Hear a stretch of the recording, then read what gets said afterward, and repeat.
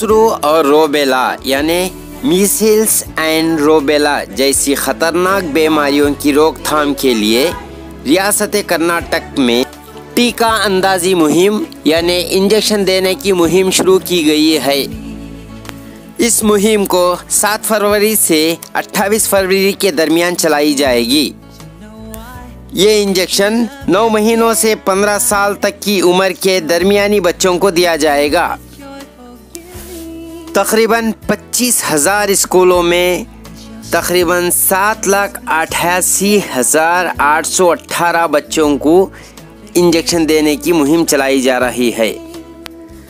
इस इंजेक्शन के ताल्लुक से सोशल मीडिया पर तरह तरह के अफवाहें फैलाई जा रही हैं, जिसकी वजह अवाम ही नहीं बल्कि स्कूल के इंतज़ामिया, स्कूल के असातिज़ा और साथ साथ में स्कूलों के आला ओहदेदार भी परेशान हैं। अगर हकीकत जान जाएं तो इंजेक्शन लेने से डरने की बात नहीं है, बल्कि इंजेक्शन ना लेने वाले बच्चों को मीसल्स एंड रोबेला जैसी ख़तरनाक बीमारियों का सामना करना पड़ेगा। सोशल मीडिया में फैलाई गई अफवाहों का खुलासा इस तरह है। मैसेज के मुताबिक नई ईजाद करदा injection small pox treatment MR vaccine multinational company के ज़रिए तैयार की गई है। इस MNC कंपनी मोदी हुकूमत के ज़रिए हिंदुस्तान में दस्तयाब की है, जो ख़ानदान बढ़ाने या जनरेशन बढ़ाने से रोकने की मुहिम है। हकीकत में MR इंजेक्शन तैयार करने वाली हिंदुस्तानी कंपनी है serum institute of India private limited. Hindustani company में MR इंजेक्शन तैयार होता है, जो WHO यानी वर्ल्ड हेल्थ ऑर्गेनाइजेशन की जानिब से ख़तरनाक बीमारियों की रोकथाम के लिए चलाई जाने वाली मुहिम है। जिस तरह से पोलियो को हिंदुस्तान में ख़त्म करने के लिए इंजेक्शन दिए जाते हैं, इसी तरह से मीसल्स एंड रोबेला, खुसरो और रोबेला जैसी बीमारियों की रोकथाम के लिए ये इंजेक्शन दिए जा रहे हैं। डॉक्टर ने कहा कि ये कोई नई ईजाद करदा दवाई नहीं है, बल्कि साल 2000 से ये दवाई हर बच्चे को दी जा रही है। चाहें तो बच्चे के हेल्थ कार्ड में देख लें कि 9 माह की उम्र में किस तरह का इंजेक्शन दिया गया था। वही इंजेक्शन फिर एक मरतबा 15 साल तक की उम्र के बच्चों को दिया जा रहा है, ताकि इस तरह की बीमारियों की पूरी तरह से रोकथाम की जाए। इस सिलसिले में चन्नपट्टन गवर्नमेंट हॉस्पिटल के taluk health officer doctor Raju KP, administrator doctor Ashok Venkaiah और सीनियर फार्मासिस्ट वेद मूर्ति से बात की। तफसीलात मुलाहजा फरमाएं। ಒಳಗಿನ ಎಲ್ಲ ಮಕ್ಕಳು ನಾವು ಕ್ರಿಯಾ ಯೋಜನೆಯನ್ವಯ ನಿಗದಿಪಡಿಸಿರತಕ್ಕಂಥ ಶಾಲೆಗಳಲ್ಲಿ, ಅಂಗನವಾಡಿ ಕೇಂದ್ರಗಳಲ್ಲಿ ಹಾಗೂ ಇನ್ನಿತರ ನಿಗದಿಪಡಿಸಿದ ಕೇಂದ್ರಗಳಲ್ಲಿ ಮತ್ತು ಸರ್ಕಾರಿ ಆಸ್ಪತ್ರೆಗಳಲ್ಲಿ ತಮ್ಮ ಎಲ್ಲ 9 ತಿಂಗಳಿನಿಂದ 15 ವರ್ಷ ಒಳಗಿನ ಎಲ್ಲ ಮಕ್ಕಳಿಗೂ ತಪ್ಪದೇ ಈ MR ವ್ಯಾಕ್ಸಿನ್ನ ಹಾಕಿಸಿ ಅಂತ ನಾನು ಸಾರ್ವಜನಿಕರಲ್ಲಿ ಮತ್ತು ಪೋಷಕರಲ್ಲಿ ಮನವಿ ಮಾಡ್ಕೊಳ್ತೀನಿ। ಈಗಾಗಲೇ ನಿಮ್ಮ ಮಕ್ಕಳಿಗೆ 9ನೇ ತಿಂಗಳಲ್ಲಿ MR ವ್ಯಾಕ್ಸಿನೇಷನ್ ಹಾಕಿಸಿದ್ರೂ ಸಹ ಈ ಅಭಿಯಾನದ ಅವಧಿಯಲ್ಲಿ ಫೆಬ್ರವರಿ 7ರಿಂದ ಫೆಬ್ರವರಿ 28ನೇ ತಾರೀಕಿನ ಒಳಗಡೆ ಇನ್ನೊಂದು ಡೋಸು MR ವ್ಯಾಕ್ಸಿನ್ನ ಕಡ್ಡಾಯವಾಗಿ ಹಾಕಿಸಿ ಅಂತ ಅಂದ್ಬಿಟ್ಟು ನಾನು ಎಲ್ಲ ಪೋಷಕರಲ್ಲಿ ಮನವಿ ಮಾಡ್ಕೊಳ್ತೀನಿ। ಈ ವ್ಯಾಕ್ಸಿನೇಷನ್ ಅಭಿಯಾನದ ಬಗ್ಗೆ ಸೋಷಿಯಲ್ ಮೀಡಿಯಾಗಳಲ್ಲಿ ಬರ್ತಿರ್ತಕ್ಕಂಥ ಅನಗತ್ಯ ವದಂತಿಗಳಿಗೆ ಕಿವಿ ಕೊಡಬೇಡಿ। ನಿಮ್ಮ ಮಕ್ಕಳ ಹಿತದೃಷ್ಟಿಯಿಂದ ದಯಮಾಡಿ MR ವ್ಯಾಕ್ಸಿನೇಷನನ್ನು 9 ತಿಂಗಳಿನಿಂದ 15 ವರ್ಷದ ವಯೋಮಾನದ ಎಲ್ಲ ಮಕ್ಕಳಿಗೂ ಹಾಕಿಸಿ ಆರೋಗ್ಯ ಇಲಾಖೆಯೊಡನೆ ಸಹಕರಿಸಿ ಅಂತ। ಏನಕ್ಕೋಸ್ಕರ ಈ ಇಂಜೆಕ್ಷನ್ ಕೊಡ್ತಾ ಇದ್ದಾರೆ?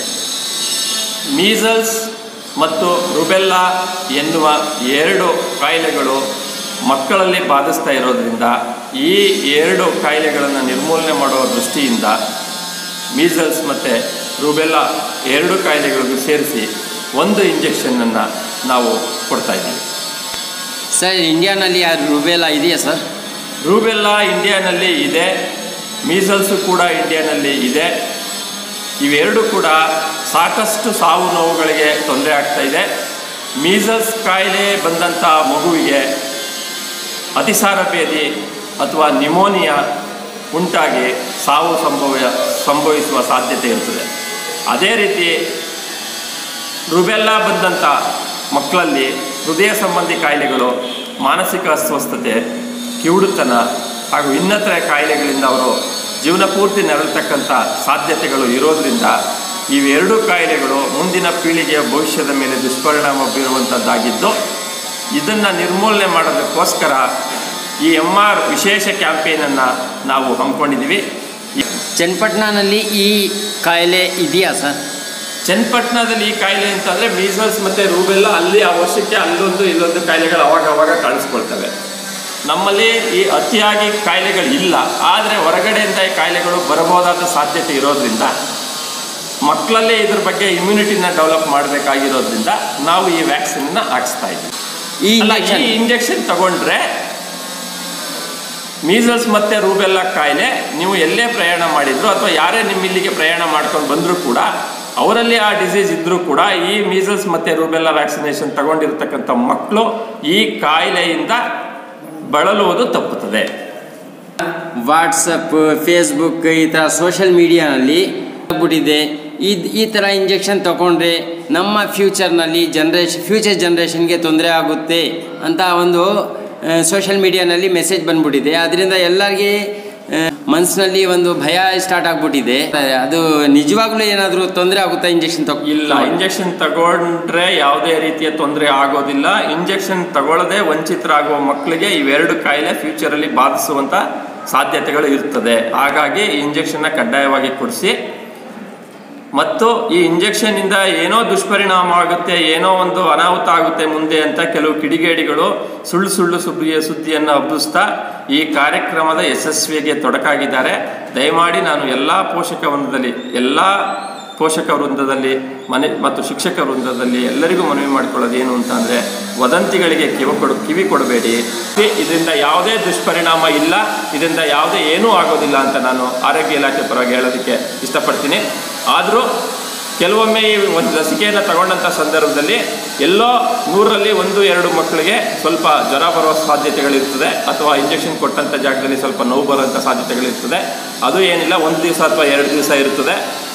ಪ್ಲೇನ್ ಪ್ಯಾರಾಸಿಟಮಾಲ್ ಮಾತ್ರೆ, ನಾವೇನು ಕ್ರೋಸಿನ್ ಅಂತ ಏನು ಹೇಳ್ತೀವಿ ಅಥವಾ ಫೆಬ್ರೆಕ್ಸ್ ಅಂತ ಏನು ಹೇಳ್ತೀವಿ, ಅದನ್ನು ಪ್ಲೇನ್ ಪ್ಯಾರಾಸಿಟಮಾಲ್ ಟ್ಯಾಬ್ಲೆಟ್ಸ್ನ ಈ ಜ್ವರಕ್ಕಾಗಲಿ ನೋವಿಗಾಗಲಿ ಬೆಳಗ್ಗೆ 1 ಸಂಜೆ 1 2ರಿಂದ 3 ದಿವಸ ತಗೊಂಡ್ರೆ ಈ ನೋವು ಇರ್ಬೋದು ಅಥವಾ ಜ್ವರ ಇರ್ಬೋದು ಆಟೋಮೆಟಿಕ್ಕಾಗಿ ಕಡಿಮೆ ಆಗ್ತದೆ.